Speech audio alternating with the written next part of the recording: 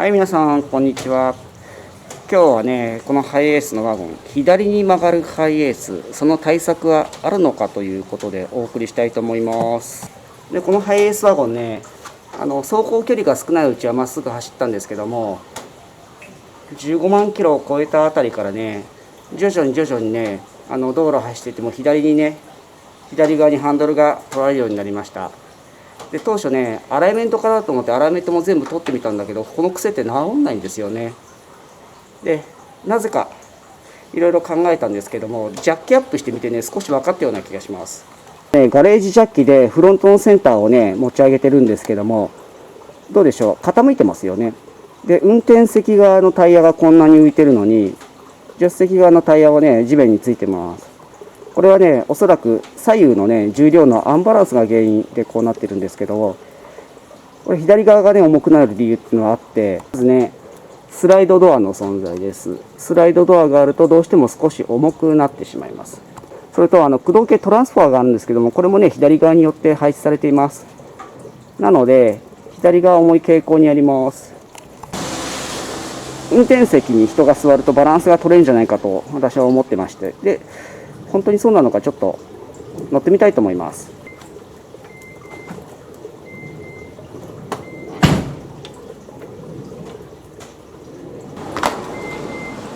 多少ね、人が1人運転席が乗るとバランスは取れるんですけども、それでもね左側が重いことはね変わらないような、そんな感じでしたね。なんで新車のうちは左に曲がらないんでしょうかねと、ふと疑問に思って後ろ側に注目してみました。もしかしてですけども、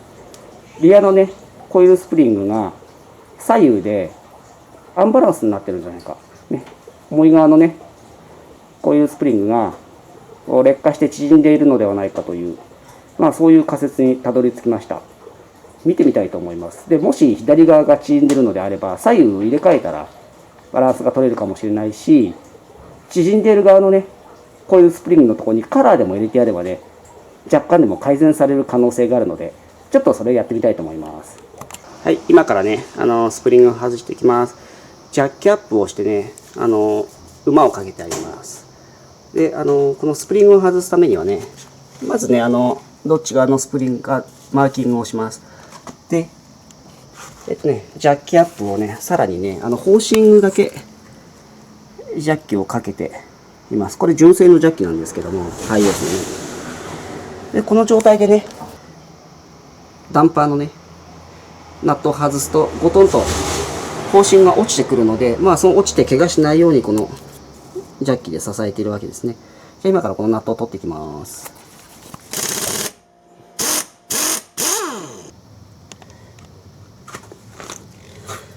だいぶねブッシュも傷んできているので交換したいと思います。次にねもう少しホーシングを下げてあげたいので、純正のジャッキをねこのねバンプラバーとホーシングの間に挟んで軽く回してあげますと、無理なくホーシングを下げることができます。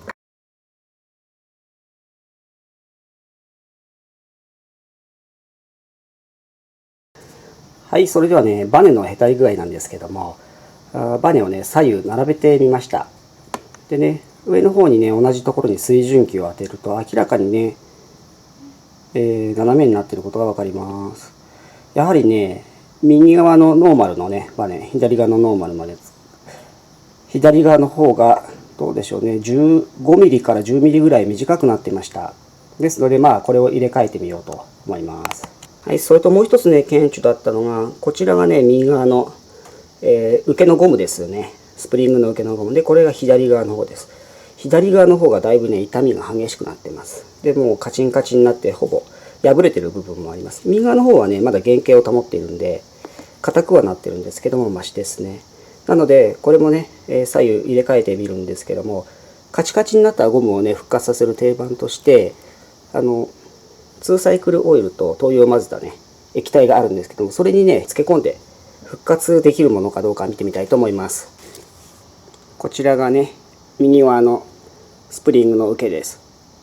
そしてこちらが左側のスプリングの受けです。もう左側の方はボロボロです。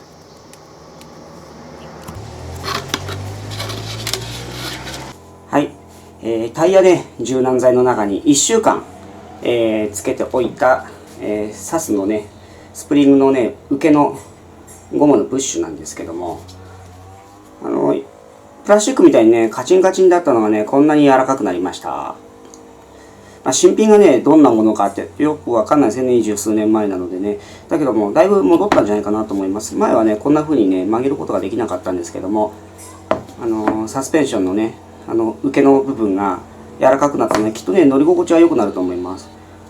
で、これがね、だいたい2日ぐらいつけておいたものですね。こっちはもう本当に硬くなってて、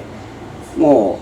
う割れる寸前だったんですね。これがね、左側の方です。左側のね、受けです。で、左側なんでこんなことになったかというと、やっぱね、荷重がね、右側に比べてうんとかかるんですよね。ハイエースって左側がトランスファーとか、あとスライドドアがあって、非常に重いので、痛みの差がすごく出ました。なので、スプリングの受けがね、こんな風にカチンカチンになったんだけど、1週間つけておいたらね、こんなにね、大きさに差が出てきてしまいました。これ適度に防潤させて、ゴムの弾力をね、復活させてあげようというね、そういう目的でやったんですけど、さすがにね、1週間はちょっとつけすぎだったかなと思います。まあ、いずれにせよね、お皿の中に入れて、受けのお皿の中にこうやって入れてね、で、バネをこうかけてやると、多分徐々には戻っていくと思いますけども、こんな風になりました。で、上のアッパーの部分ね、ハイエースのね、これもね、これは1日タイヤ柔軟剤の中につけておきました。タイヤ柔軟剤はね、灯油と2サイクルオイルをね、8対2ぐらいの割合で混ぜたものなんですけども、主にね、スタッドレスタイヤ、高架したスタッドレスタイヤを柔らかくする目的で使って、以前の動画でね、皆さんね、見てもらってましたけども、それと同じものを使って、硬化してプラスチックみたいになったものがね、こんなに柔らかくすることができて、これは期待できます。で、バネなんですけどね、これ刺すね。これもともと右側についていたものです。これを左側に移植するわけなんですけども、もともとハイエースですごく左側が重いので、やっぱそれだけでは不十分じゃないかなと思いました。で、まあ、こういったね、軟質のプラスチックのホースね、水道用のホースが余ってたので、それをね、細かく切ってこんな風にしてあげました。これによってね、だいたい3ミリぐらい車高が上がる。というか、あれですよね、車高が上がるというよりも、まあこれでプレロードが上がるという感じですね。こっちも3ミリだから、まあ6ミリぐらいバネが伸びたのと同じ効果があるんじゃないかなと思います。左側のもともと右側についてたスプリングをね、左側に移植して、なおかつ配当を稼ぐために、こういったね、ホースを巻いてあげます。こんな細切れにしなくて1本で通せばいいじゃないかと思ってやってみたんだけど、途中から通らなくなっちゃったんですよね。結構ね、こうギリギリの寸法のものをこう丸いものを通すの大変だなと思いましたので、細かく切ってなんとか通しました。油をつけてギュッギュッて押すとこれ入っていくんだけども、長いとね無理なんですよね。で、まあこんなようなスプリングを作ってみましたので、これをね今から装着してみたいと思います。はい、ではスプリングをはめていきましょう。ラバーのカップを入れて、そして上下をね、ラバーで挟むような格好なんだけど、これは左側のスプリングですね。ホースを、入れたものになりますけども、この D 字のね、カットの部分にうまく収まるようにしましょう。で、右側のスプリングについては、これはノーマルの状態で、ゴムホースを、被せないやつを組み立てていきます。ショックアブソーバーをね、はめるわけですけども、これね、汎用のね、ウレタンのブッシュです。ウレタンのブッシュで挟み込む形にしました。で、下のお皿はね、あえてね、逆向きにつけてあるんですけど、これはね、雨水みたいなものが、お皿の中にね、溜まって、ブッシュを劣化させないように、逆向きにして、水はけを良くしてみました。様子を見て戻すかもしれませんけども、こういう風にね、逆さまに組んでも別に構わないんじゃないかなと思います。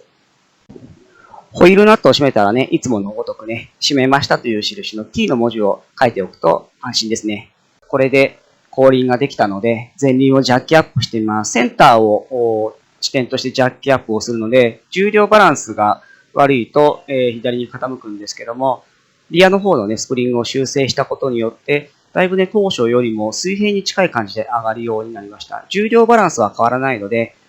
後ろのね、左側のバネが強くなったことによります。はい。処置バネはね、左のような感じで、結構傾いたのが右のような感じになりました。すごい差ですよね、こう見ると。これは期待できそうです。で、この状態でね、思想をしていました。両手を離してもね、左に流れてくるということがなくなって、むしろ若干この場合は右側に流れてますけども、何回かやってみてもね、割と中立な感じで、運転がね、とても楽になりました。当初ね、確かこんな感じだったなっていうのがね、懐かしく思い出されるんですけども、後ろのね、バネを左右入れ替えて、なおかつね、左のね、後ろのバネの、配当を稼ぐためにゴムのホースを少しかぶせてあげたということで、もうこんな感じでね、改善することができました。ドライブが楽しくなりそうです。はい、最後までご視聴ありがとうございました。